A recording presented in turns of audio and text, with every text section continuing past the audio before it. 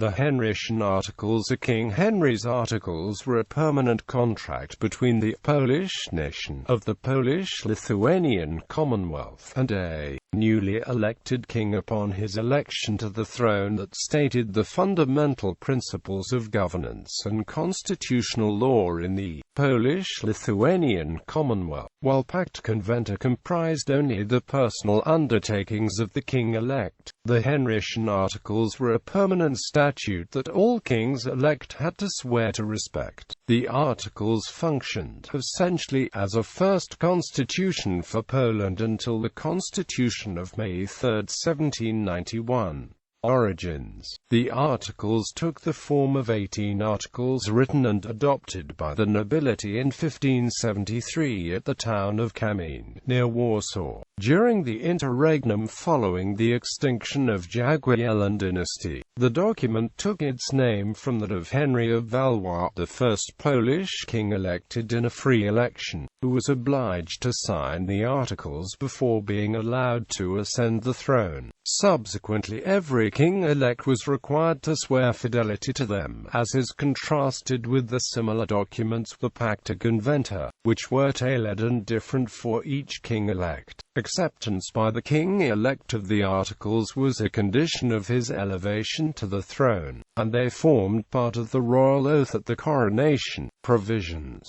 The provisions of the Henrician Articles stated that kings of the Commonwealth were all to be chosen by election by the Szlachta, and his children had no right of inheritance with regards to the throne.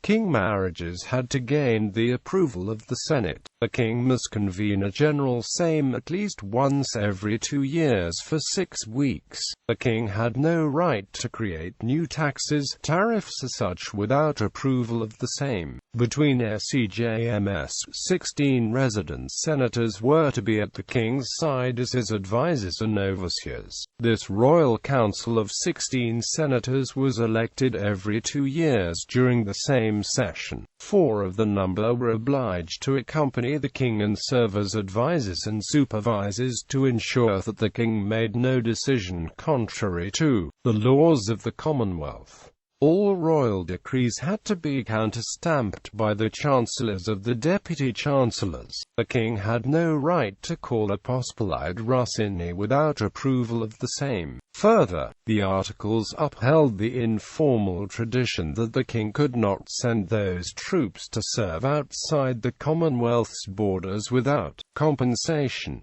provide for the standing royal army. The king had no right to declare war or peace without approval of the same. The king must abide by the Warsaw Confederation's guarantees of religious freedom. Finally, if the monarch were to transgress against the law of the privileges of Szlachta, the Articles authorized the Szlachta to refuse the king's orders and act against him. Each king had to swear that, if anything has been done by us against laws, liberties, privileges or customs, we declare all the inhabitants of the kingdom are freed from obedience to us.